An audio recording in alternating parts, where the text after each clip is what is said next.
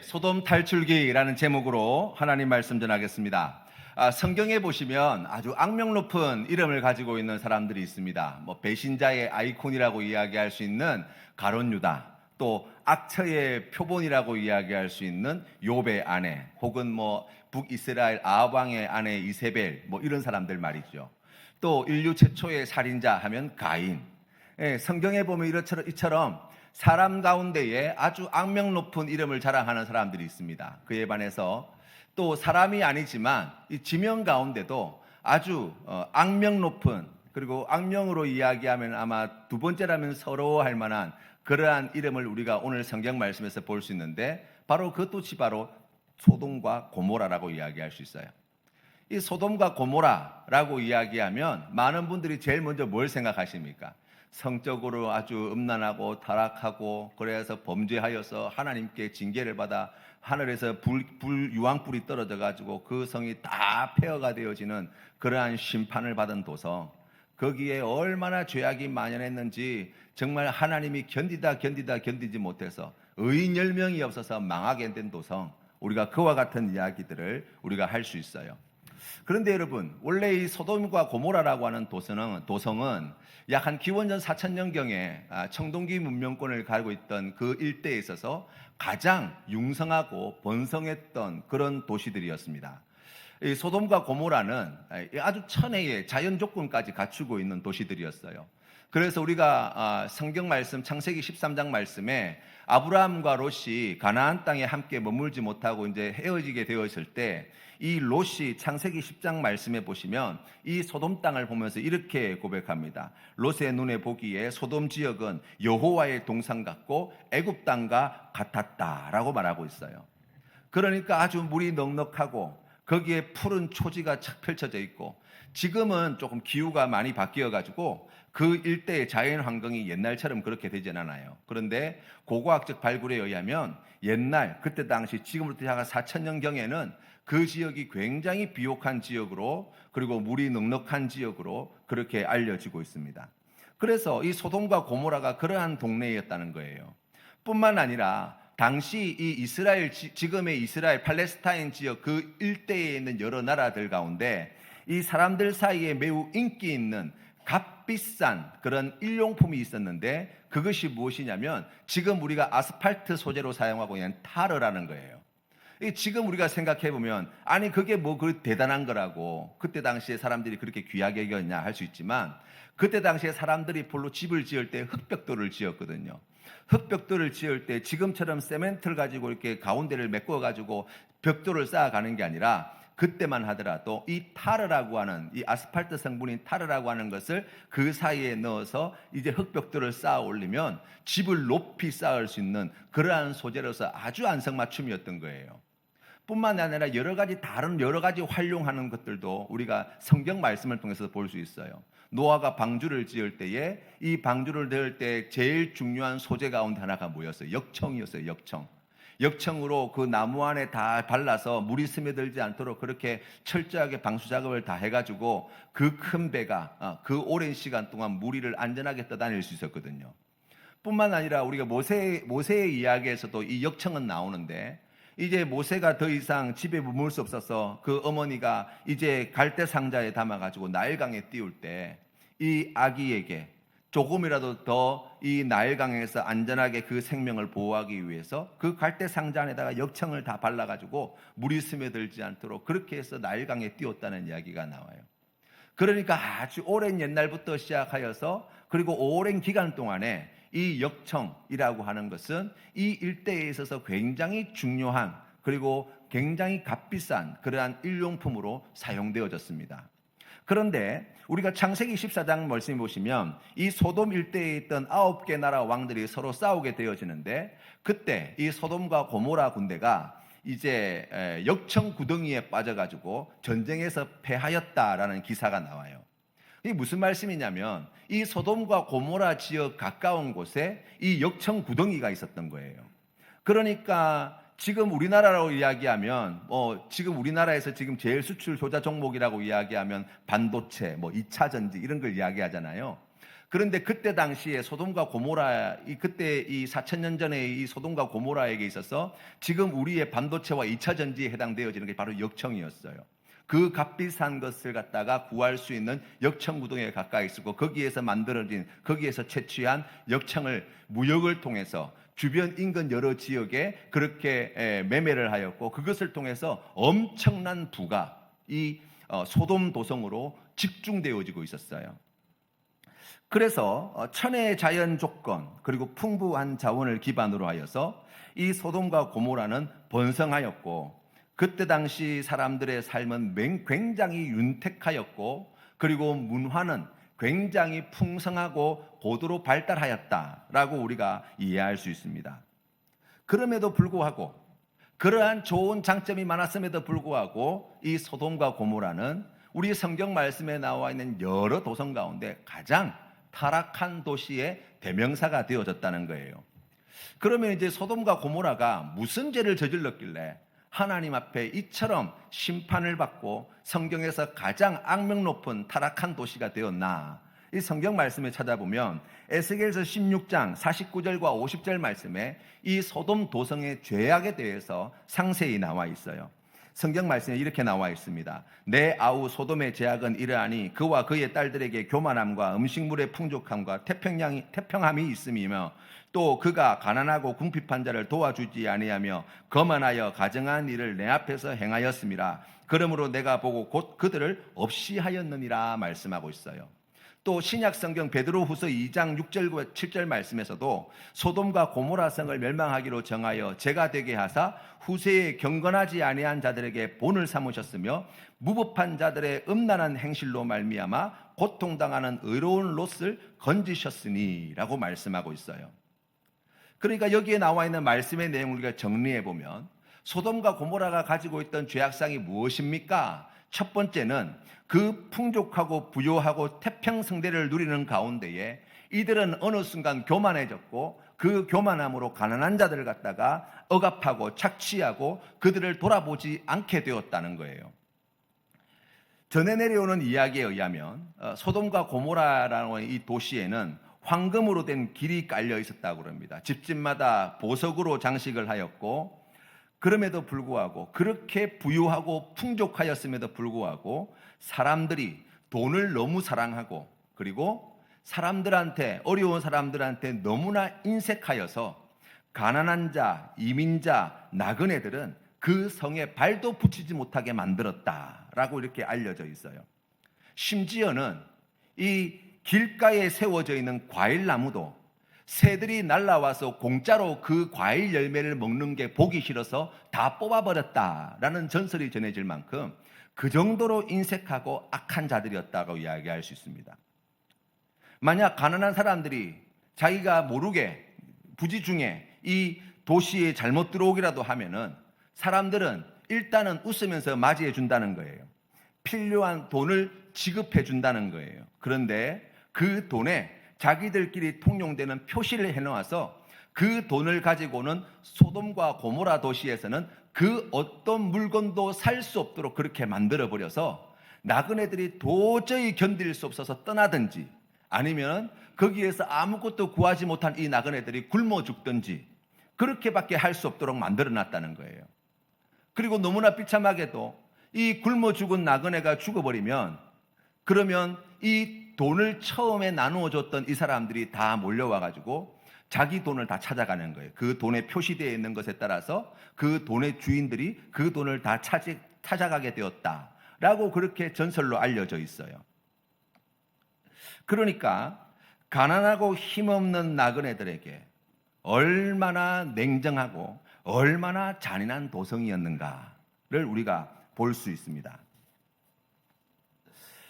우리가 오늘 읽은 성경 말씀의 이야기는 이 롯에게 찾아온 천사들을 맞이하는 이야기와 연결해서 살펴볼 수 있어요. 하나님께서 이제 이 소돔과 고모라를 멸망시키기 전 그곳이 어떠한 곳이 되었는지 보러 2명의 천사를 보내게 되었는데, 그들을 이 롯이 자기 집으로 맞이하였고, 이 외부의 나그네가 롯의 집에 들어왔다는 소식을 듣고 이 소돔성의 사람들이 몰려와서 밤늦은 시간에 그들을 내어놓으라고 소란을 피웠다는 거예요. 성경 말씀에 보니까 4절과 5절 말씀에 그들이 눕기 전에 그 성 사람 곧 소돔 백성들이 노소를 막론하고 원건에서 다 모여 그 집을 에워싸고 롯을 부르고 그에게 이르되 오늘 밤에 내게 온 사람들이 어디 있느냐 이끌어내라 우리가 그들을 상관하리라 라고 나와 있어요. 여기 5절 말미에 나와 있는 상관하다는 단어의 뜻은 알다라는 뜻에서 나왔습니다. 여기서 말하는 안다는 뜻은 단순히 어떤 정보나 지식을 알아간다는 게 아니에요. 그 사람이 어떤 사람인지 우리가 아마 알아보겠다는 것입니다.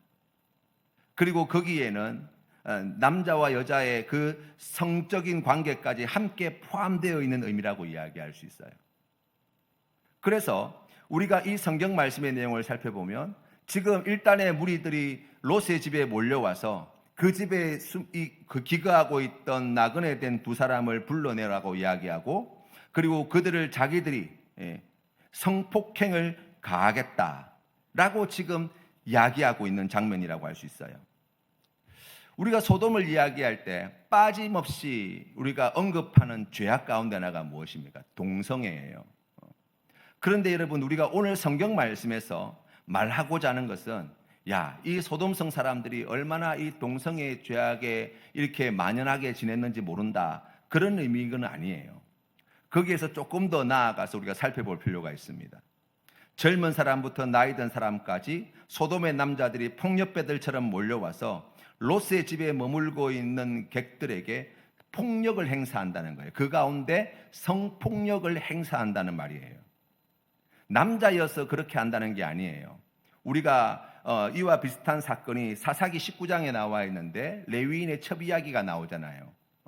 기브온 동네에서 이 레위인이 자기 첩을 데리고 한 노인의 집에 들어가게 되어질 때 그 기브온에 있던 불량배들이 그 레위인을 끄집어내라고 우리가 그와 관계하겠다고 그렇게 요구하죠. 그때 이 집주인이 레위인의 첩을 대신해서 내주게 되고 이 사람들이 이 불량배들이 밤새 이 첩을 성폭행하여서 그래서 죽게 된 그런 비참한 이야기가 있었다는 거예요. 그러니까 생각해 보면 나그네에 대해서 너무나 잔인한 폭력을 행사하였던 이 소돔성의 사람들의 이야기를 오늘 성경 말씀은 이야기합니다. 그런데 이 소돔성 사람들의 악은 거기에 머물지 않습니다. 한 걸음 더 나아가요. 그게 무엇이냐면 소돔성 사람들은 다른 성 주민들이 어렵고 힘든 사람들을 돕는 것조차 할 수 없도록 만들었다는 거예요. 소돔이나 고모라에 살던 사람들이 나그네를 접대하거나 가난한 사람들에게 자선을 베푸는 것을 아주 엄격히 금지해 놓았다는 거예요. 그들의 생각은 이런 것이었습니다. 자기 돈은 자기가 쓰는 거야. 저 사람 사정은 저 사람 일이지. 내 거는 내가 쓰면 되고 저 사람 거는 저 사람께 쓰면 되는 거야. 그러니까 서로 간섭하지 말자는 거예요. 그래서 다른 사람, 어렵고 힘든 사람에게 자선을 하거나 도와주려고 하는 것을 아예 전설에 의하면 법으로 금지해 놓았다라고 그렇게 알려져 있습니다. 그래서 우리가 오늘 성경 말씀에 보면 이 롯의 집에 찾아온 일단의 무리들을 갖다가 롯이 나가가지고 이 사람들을 진정시키기 위해서 애를 쓰잖아요. 그런데 이러한 롯의 노력에도 불구하고 9절 말씀에 보면 그들이 이르되 너는 물러가라 또 이르되 이자가 들어와서 거류하면서 우리의 법관이 되려 하는도다 이제 우리가 그들보다 너를 더 헤아리라 하고 롯을 미치며 가까이 가서 그 문을 부수려 하는지라 라고 나와 있어요. 그러니까 어렵고 힘든 사람들을 도와주기 위해서 가는 나그네들을 갖다가 폭력으로 이렇게 나그네에게 폭력을 행사하려는 사람들에게 그렇게 하면 안 된다고 나아가서 그 사람들을 변호하고 도와주려고 나섰다가는 더 큰 봉변을 보게 되는 도시, 바로 그곳이 소돔이라고 이야기하는 거예요. 그러니 이 도성이 얼마나 악한 곳인가 성경은 우리에게 말씀합니다. 두 번째로 우리가 이 소돔의 죄에 대해서 이야기할 때 이러한 천혜의 자연 조건과 이 풍부한 자원으로 이렇게 엄청난 부를 쌓아 올렸음에도 불구하고 이 사람들은 거만해져서 하나님께서 가증히 여기시는 일들을 갖다가 서슴없이 행했다는 거예요. 구체적으로 하나님께서 가증히 여기시는 일이 뭐냐?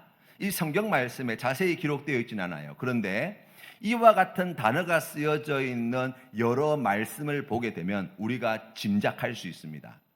하나님께서 가증히 여기신 일 가운데에 우리가 제일 먼저 언급할 수 있는 것은 우상 숭배의 죄예요.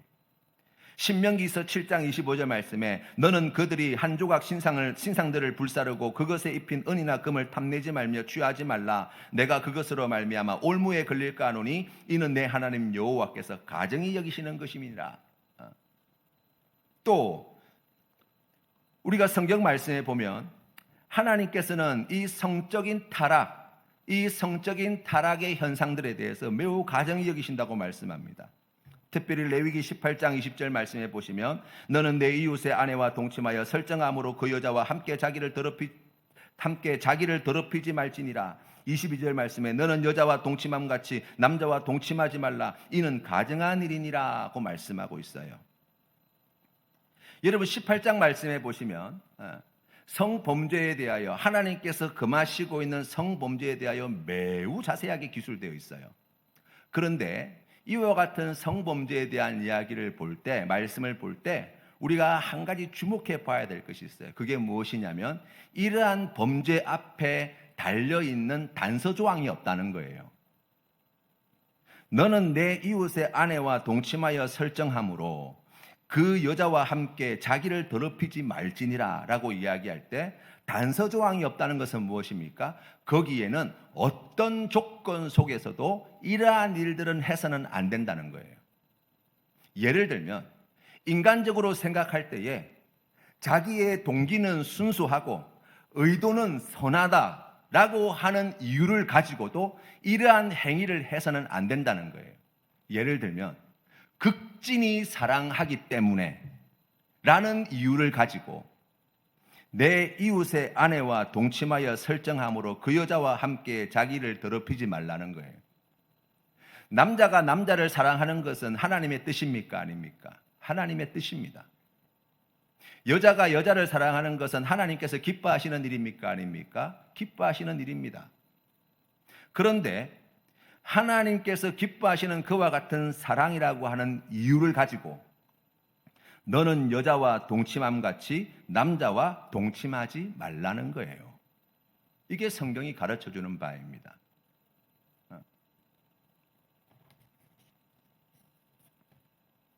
또 하나님께서 가증히 여기시는 것 가운데 하나는 부당한 이득을 취하기 위해서 속이는 저울과 되를 사용하는 것입니다. 신명기 25장 13절 말씀해 보시면 너는 내 주머니에 두 종류의 저울추 곧 큰 것과 작은 것을 넣지 말 것이며 내 집에 두 종류의 되 곧 큰 것과 작은 것을 두지 말 것이요. 이 모든 것을 하나님께서는 16절 말씀해 보면 이런 일들을 행하는 모든 자, 악을 행하는 모든 자는 내 하나님 여호와께 가증하니라 라고 나와 있어요. 하나님께서 혐오하신다는 거예요. 여러분 우리가 생각해 보면 소돔과 고모라가 어느 정도의 죄를 범했길래 어느 정도로 하나님께서 미워하시는 가증한 일이 가득 찼길래 유황불의 심판을 받았을까 생각해 보면 경제적으로 매우 번성하였던 그리고 활발한 무역 활동을 행하였던 이와 같은 소돔 땅에 우리가 성경 말씀에 보면 이와 같은 두 개의 저울추를 가지고 두 개의 되를 가지고 부당한 이득을 취하려고 하는 자들이 많이 있었겠구나 우리가 짐작해 볼 수 있어요. 또 하나님께서는 거짓되고 위선적인 두 마음을 품는 것, 또 불화를 조장하는 것, 악한 꾀를 내는 것, 자기에게 주어진 힘과 권력을 악용하는 것, 그 모든 것 또한 하나님께서는 가증한 것이다 라고 말씀하고 있어요. 잠언 23장 28절에서 32절 말씀해 보시면 이렇게 이야기합니다. 내게 있거든 이웃에게 이르기를 갔다가 다시 오라 내일 주겠노라 하지 말며 내 이웃이 내 곁에서 평안히 살거든 그를 해하려고 꾀하지 말며 사람이 내게 악을 행하지 아니하였거든 까닭없이 더불어 다투지 말며 포악한 자를 부러워하지 말며 그의 어떤 행위도 따르지 말라. 대저 패역한 자는 여호와께서 미워하시나 정직한 자에게는 그의 교통하심이 있으며 라고 말씀하고 있어요. 하나님이 미워하신다. 이 단어가 바로 가증히 여기다라는 단어예요. 소돔과 고모라는 이러한 죄에 깊이 빠져 있었습니다. 19장 4절 말씀에 다시 한번 돌아와 보면 이런 죄를 저지르는데 시간도 구애받지 않는 거예요. 늦은 밤 시간에. 그리고 노소를 가리지 않습니다. 소돔 백성들의 노소를 막론하고 거리도 신경 쓰지 않아요. 원근에서 다 모여 그 집에 애워쌌더라라고 말씀하고 있어요. 그러니까 이와 같은 죄악상은 소돔 성내에 있는 일부 몰지각한 사람들의 이야기가 아니라 이 성 안에 있는 보편적인 사람들의 생활 방식이고, 그것이 삶의 태도요, 또 그러한 삶을 당연한 것으로 여기며 살고 있는 사람들이다 라고 성경은 이야기하고 있는 거예요. 문제는 무엇입니까? 이와 같은 죄악상으로 말미암아 고통당하고 희생당하는 사람들이 많이 생긴다는 거예요. 그래서 하나님께서 아브라함에게 말씀하실 때 여호와께서 또 이르시되 소돔과 고모라에 대한 부르짖음이 크고 그 죄악이 심히 무거우니, 하나님께서 무엇을 말씀하십니까? 왜 소돔과 고모라가 유황불로 심판을 받아야 되느냐? 이와 같은 죄가 만연하여서 지금 그 죄로 말미암아 고통당하는 자들, 착취당하는 자들, 억압당하는 자들, 그래서 희생당하는 자들이 너무나 많아졌다는 거예요. 그래서 더 이상 이것을 미룰 수 없어서 하나님께서 그와 같은 일들을 행하시겠다는 거예요. 하나님은 이러한 소돔성을 다시 확인하기 위하여 2명의 천사를 보내셨습니다. 롯이 소돔성에서 어떤 지위를 차지하고 있었을까요? 우리가 오늘 읽은 성경 말씀 앞에 1절 말씀에 보시면, 19장 1절 말씀에 보시면 이렇게 나와 있습니다. 저녁 때에 두 천사가 소돔에 이르니 마침 롯이 소돔 성문에 앉아 있다가 라고 나와 있어요. 이 롯은 소돔 성에서 태어난 사람이 아니지요. 이방인이에요. 그런데 소돔 성문에 앉아 있대요. 이 성문에 앉아 있다고 하는 것은 그 지역에서 굉장히 유력한 사람이라는 거예요. 굉장히 영향력을 많이 미치는 사람이라는 거예요. 그러니까 이와 같이 번영하고 이 돈이 막 엄청나게 쌓여 있는 이와 같은 소돔성에서 유력한 사람으로 인정받기 위해서는 아마 재산도 엄청나게 많았을 거예요. 뿐만 아니라 우리가 성경 말씀에 보면, 우리 이 앞쪽에 14장 말씀에 보시면 소돔과 고모라와 또 그 일대에 있는 9개 국가의 왕들이 서로 싸울 때에 아브라함이 누구를 도와줍니까? 소돔 왕을 도와줘요. 완전히 패하였는데 아브라함의 도움으로 이 소돔 왕은 자기가 잃어버렸던 걸 다시 되찾고, 그리고 다시 고국으로 돌아가게 되었어요. 무슨 말씀이냐면, 그러한 일들을 겪으면서 이제 소돔성 가까이에 있는 푸른 초지와 물가에서 자기 양떼나 키우던 이와 같은 롯이 그 성내에서 매우 유력한 사람으로 인정받게 되었겠다라는 생각을 해볼 수 있습니다. 그런데 문제는 무엇입니까? 그 성에 머물고 그 사람들과 함께 행하며 그 사람들과 어울리면서 어느 순간 이 롯 또한 이 소돔 사람들의 그러한 삶의 태도와 방식에 물들어간다는 거예요. 여러분, 우리가 종종 죄에 대해서 오해하고 착각하는 것이 있습니다. 죄에 넘어지는 많은 사람들이 범하기 쉬운 착각, 그게 무엇입니까? 우리가 이 죄를 컨트롤할 수 있다는 거예요. 그래서 내가 무엇이 죄인지 알 수 있고 그 정도가 어느 정도 지나치게 되면 내가 이걸 갖다가 멈출 수 있다고 착각하는 경우가 얼마나 많은지 모릅니다. 여러분, 악한 마귀가 얼마나 지혜로운지 몰라요. 얼마나 교활한지 모릅니다. 우리의 본성이 얼마나 죄에 익숙하고 죄를 즐기려는 마음이 강한지 몰라요. 소돔 사람들이 머리에 뿔이 달리고 꼬리에 이상한 꼬리가 달려가지고 그런 악한 짓을 정한 거 아니에요. 어떻게 생각해 보면 그 많은 부와 그 좋은 문명을 다 누리면서 아마 가장 세련된 사람들로 그 시대에 인정받던 사람들일 거예요. 그런데 이런 끔찍한 죄를 저지른다는 거예요. 그 속에서 태어난 사람들은 이것이 죄인지도 모르고 그렇게 살아가고 있다는 거예요. 그렇게 사는 것이 당연하게 여겨지고 있는 도시가 되었다는 거예요. 그 속에 롯이 살고 있는 거예요. 로마서 3장 9절 말씀해 보시면 우리는 나으냐 결코 아니라 유대인이나 헬라인이나 다 죄 아래 있다고 우리가 이미 선언하였느니라. 기록된 바 의인은 없나니 하나도 없으며 깨닫는 자도 없고 하나님을 찾는 자도 없고 다 치우쳐 함께 무익하게 되고 선을 행하는 자는 없나니 하나도 없도다. 그들의 목구멍은 열린 무덤이요 그 혀로는 속임을 일삼으며 그 입술에는 독사의 독이 있고 그 입에는 저주와 악독이 가득하고 그 발은 피 흘리는 데 빠른지라. 파멸과 고생이 그 길에 있어 평강의 길을 알지 못하였고 그들의 눈앞에 하나님을 두려워함이 없느니라 함과 같으니라. 아예 하나님이 생각조차 나지 않는다는 거예요.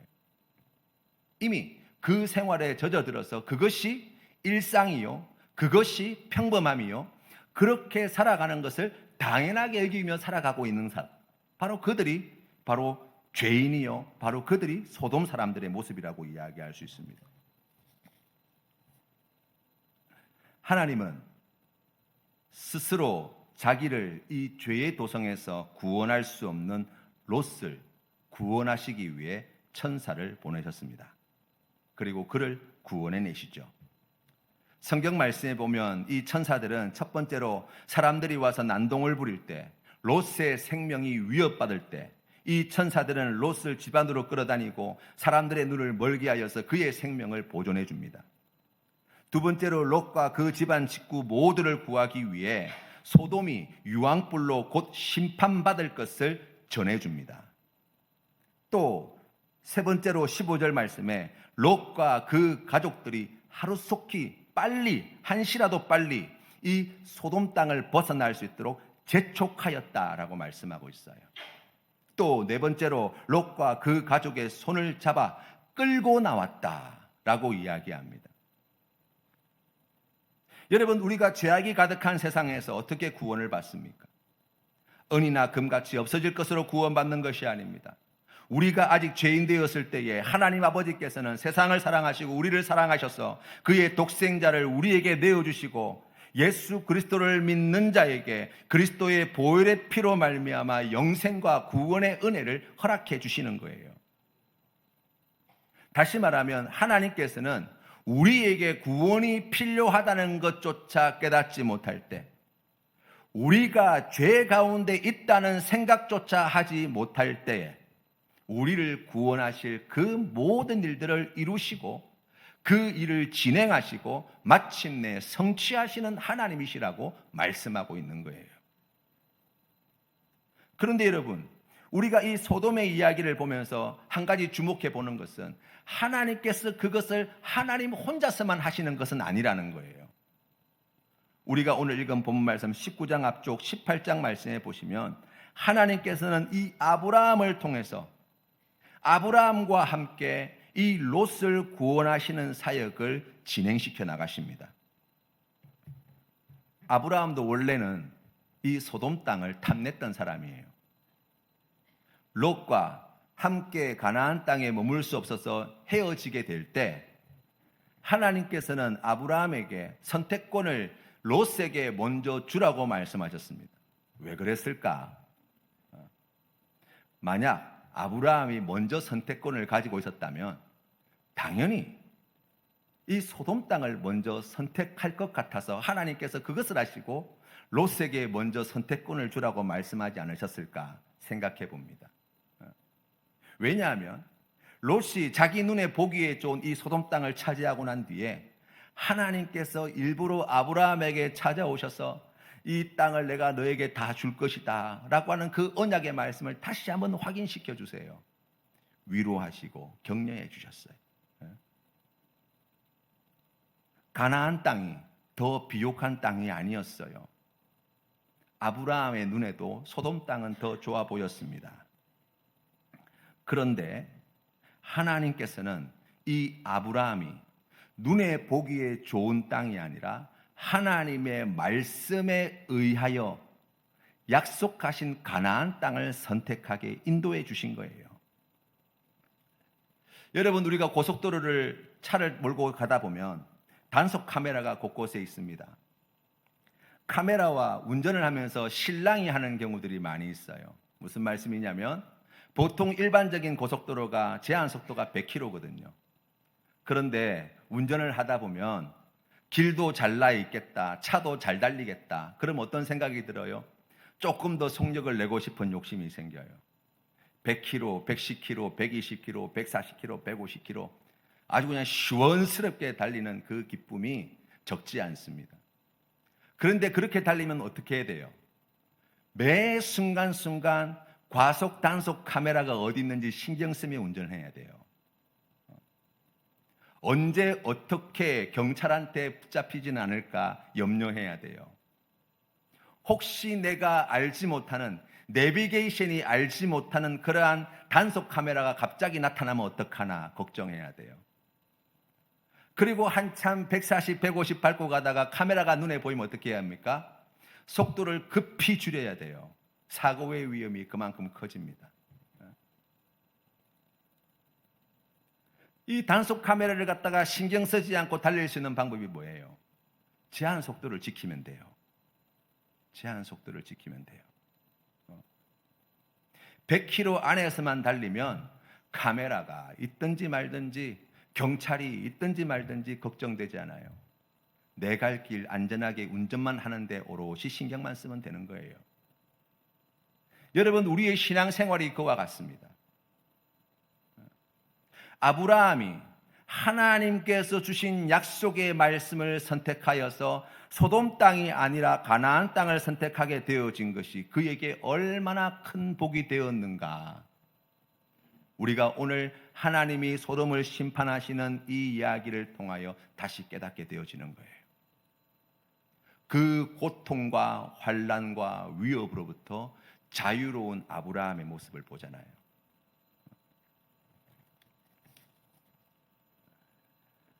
하나님의 말씀을 붙잡고 그 말씀에 순종하는 것, 바로 그것이 죄를 이기는 가장 확실한 방법임을 믿으시기를 바랍니다. 하나님께서 기뻐하시는 뜻에 순종하며 나아가는 것, 바로 그것이 악한 마귀의 유혹을 이겨내는 가장 지혜로운 방법임을 기억하시기를 바랍니다. 내가 선악을 판단하는 것만큼 위태로운 게 없어요.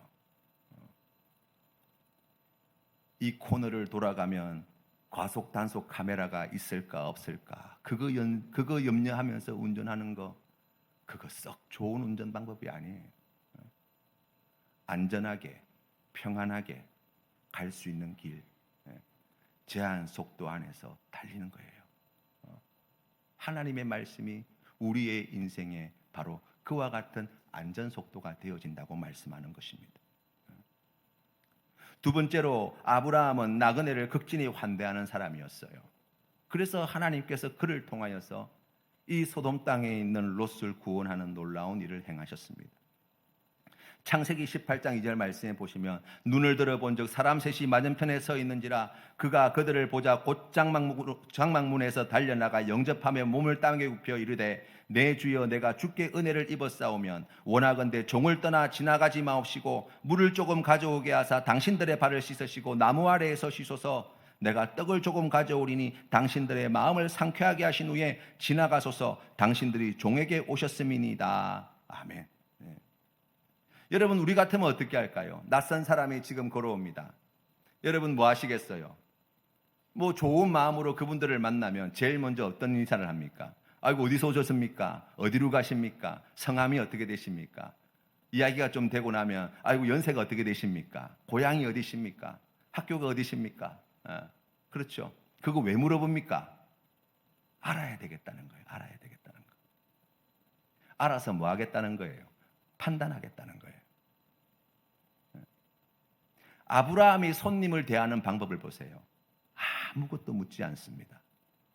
자기는 주인이에요. 이 사람들은 지나가는 나그네예요. 그런데 아브라함은 그들을 주인처럼 섬기고 있어요. 자기는 주인임에도 불구하고 그들 앞에 종처럼 낮추고 있어요. 자기가 할 수 있는 최선의 것을 내어놓습니다. 아무것도 묻지 않은 채 말입니다. 그저 나그네이기 때문에. 롯의 집에 있던 이 두 천사를 찾아온 무리들의 이야기를 한번 보세요. 이 사람들의 하는 이야기를 우리가 오늘 이 아브라함의 이야기와 함께 연결해서 생각해 보면 이렇게 이야기할 수 있어요. 그들이 누군지 우리가 알아야 되겠다는 거예요. 그리고 그들에게 우리가 어떤 사람들인지 가르쳐 줘야 되겠다는 거예요. 뭘로요? 자기가 가지고 있는 힘으로. 그래서 굴복시키고, 그래서 그 고을에 더 이상 머물지 못하게 만들고, 다시는 허튼 생각하지 못하도록 만들어 버리겠다는 거예요. 여러분, 우리가 사람을 대하는 태도와 얼마나 닮아 있는지 몰라요. 고향이 어디십니까? 나이가 어떻게 되십니까? 어디 사십니까? 어디로 가십니까? 직업이 무엇입니까? 우리가 그것들을 하나하나 정보로 쌓아서 그 사람은 어떤 사람이다 라고 우리 안에 뭘 만들어 놓습니까? 그림을 하나 만들어 놔요. 그리고 이 사람을 가까이 해야 될 사람인지 멀리 해야 될 사람인지 판단합니다. 이 사람을 내가 높여주어야 할지 아니면 내가 위에서 군림해야 될지 그것을 간을 봐요. 사람의 마음이 그래요. 아무것도 묻지 않고 그저 나그네라는 이유 하나만으로 나그네임에도 우리 집의 주인으로 모시고 주인임에도 그 앞에 내가 기꺼이 종이 되어서 나의 가장 좋은 것을 최선의 것을 기쁨으로 내어줄 수 있는 사람, 바로 그가 아브라함이었어요. 세 번째로 아브라함은 하나님께 끝까지 기도하는 사람이었어요. 그래서 하나님께서 롯을 구원하시는 이 일에 귀하게 사용하셨습니다. 우리가 너무나 잘 알고 있는 이야기예요. 이제 천사들이 이제 소돔 땅에 가서 어떻게 되는지 보려고 갈 때 이 아브라함이 하나님의 뜻을 알고 그 유명한 이야기를 하잖아요. 하나님, 의인과 죄인을 같이 죽게 하는 것이 옳습니까? 정의로우신 하나님, 공의로우신 하나님께서 그와 같은 일을 하시는 게 맞습니까? 하나님께서 그 이야기를 듣고 그러면 내가 5인 50명만 있으면 내가 그 도성을 멸하지 않겠다라고 이야기합니다. 아브라함이 다시 하나님께 구합니다. 거기에서 5명이 모자라는 45이면 어떻습니까? 그래, 45명에서 내가 멸망시키지 않겠다. 40명이면요, 30명이면요, 20명이면요, 끝내 10명까지 내려갔어요. 10명만 있어도 내가 그 성을 멸망시키지 않고 용서해 주겠다 약속해 주셨어요. 그런데 여러분, 이 아브라함이 하나님께 이처럼 끝까지 매달린 이유가 무엇입니까? 롯과 그 가족을 구원하기 위함입니까? 아니에요. 소돔성 사람을 구원하기 위함이에요. 성경 말씀을 보세요. 의인 10명이 있으면 하나님께서 그 성에 있는 모든 사람들의 죄를 용서해 주시고 멸하지 않으시겠다는 약속을 받아내잖아요. 오히려 이 롯과 그 가족들을 하나님 앞에 이 소돔성을 멸망시키지 않도록 만들 그러한 지렛대로 활용하고 있어요. 아브라함의 마음이 동성애를 비롯한 타락의 극을 달리고 있는 성폭력이 난무하고 가난한 자들을 압제하고 나그네를 쫓아보내고 우상숭배의 죄에 빠져있고 엄청난 부유함과 풍요함을 자기들끼리만 다 차지하려고 하는 이와 같은 소돔 사람들을 구원하기 위해서 하나님께 끝까지 매달리잖아요. 하나님, 그 성에 있는 하나님이 택한 백성을 롯과 그 가족들을 봐서 그 성 사람들을 용서해 주시면 안 됩니까?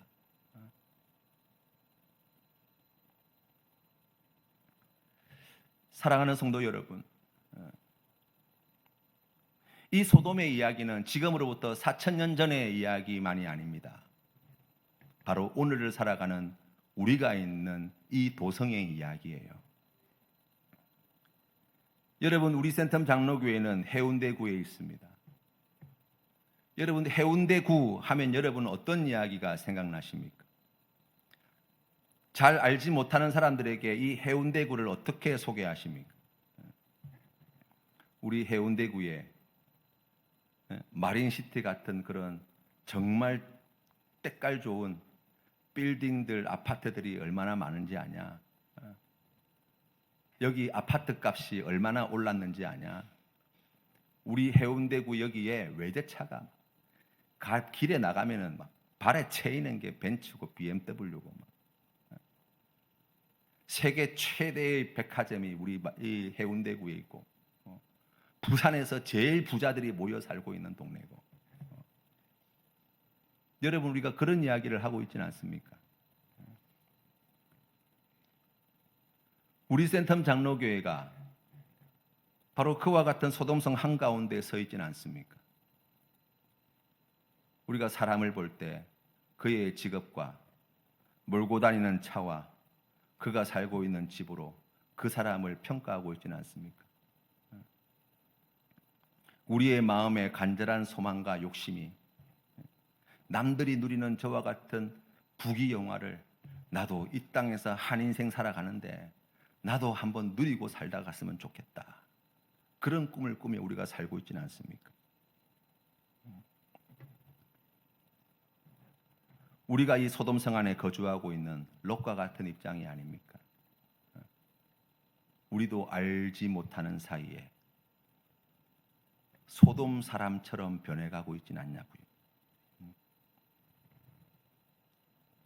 그러한 우리에게 하나님께서는 이 소돔성에 하나님께서 택하신 자녀들이 있다고 말씀하시는 거예요. 그들을 이 소돔성에서 구출해 내어야 된다고 말씀하시는 것입니다. 누가 그 일을 할 수 있습니까?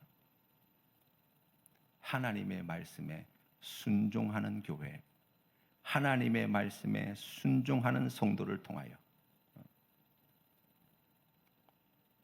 또 나그네와 가난한 자와 고아와 객과 같은 사람들을 마치 나의 주인처럼 받들어 섬기는 그러한 교회와 성도를 통하여 그들에게 기꺼이 종이 되어서 나의 가진 가장 귀하고 좋은 것을 기쁨으로 나눌 수 있는 바로 그와 같은 성도들을 통하여 세상 사람들이 손가락질하고 조롱하고 멸시하는 저 타락하고 죄 가운데 살아가고 하나님을 알지 못하고 지옥 불구덩이 제일 밑바닥에 들어가기에 합당한 그런 사람들을 위해서 하나님께 끝까지 매달려 하나님, 우리 센텀 장로교회를 봐서 저 사람들을 하나님 구원해 주시면 안 됩니까? 우리 교회에 저 영혼들을 맡겨주시면 안 됩니까? 우리가 주님의 뜻에 순종하여서 제가 끝까지 한번 저 영혼들을 위해서 하나님 앞에 헌신하겠습니다. 그와 같이 기도하는 자들을 통하여 하나님께서 그와 같은 놀라운 구원의 역사를 이루어 가시지 않겠습니까? 세상이 급변하고 엄청나게 많은 정보가 쏟아지고 한 치 앞도 내다보지 못할 그러한 어려움과 위기들이 이어지면서 어느 순간 예수를 믿는다는 것이 우리가 자랑하는 예수님의 이름이 자랑하기조차 부끄러운 이름이 되어질 때가 얼마나 많은지 모릅니다. 어디 가서 예수 믿는다고 말하기조차 두려운 시대가 되어버렸어요. 왜 그런가? 우리가 믿는 예수님이 구닥다리여서 그렇습니까? 우리가 전하는 복음이 오래된 캐캐 묵은 그러한 진부한 이야기여서 그렇습니까? 아니에요. 하나님의 말씀에 이와 같이 큰 손해를 감당하고도 그 귀한 말씀대로 순종하기 위하여 우리가 몸부림치지 못했어요. 하나님께서 기뻐하시는 저 죽어가는 영혼들을 구원하는 일을 위하여 아버지 하나님께 끝까지 매달려 그들을 위하여 구원해달라고 매달려 기도하지 못해서 그래요. 가난한 자, 나그네 된 자, 세상에서 무시당하는 자, 멸시받는 자들을 우리가 주인처럼 받들어 섬기지 못해서 그래요. 오늘 하나님께서는 우리에게 이 죄악이 넘쳐나는 소돔성에서 하루빨리 떠나라고 말씀하십니다. 그리고 하나님께서 택하신 많은 백성들이 또한 이 소돔성을 떠나야 할 것을 말씀하십니다. 사랑하는 성도 여러분, 우리에게 주신 이 귀한 사명 앞에 순종함으로 나아가시는 우리 성도님들 되시기를 바랍니다. 우리 하나님이 살아계십니다. 우리 하나님이 지금도 역사하십니다. 사랑하는 성도님들을 통하여 이 놀라운 구원의 역사를 이루시기를 원하고 계십니다. 주님, 제가 여기에 있습니다. 나를 보내어 주십시오. 이 귀한 믿음의 결단으로 주님 앞에 나아갈 때 사랑하는 성도님들을 통하여 우리 센텀 장로교회를 통하여 이 소돔성을 탈출해 나가는 놀라운 구원의 이야기가 우리 교회에, 이 지역사회에 풍성하게 증거되어질 줄로 믿습니다. 함께 기도드리겠습니다.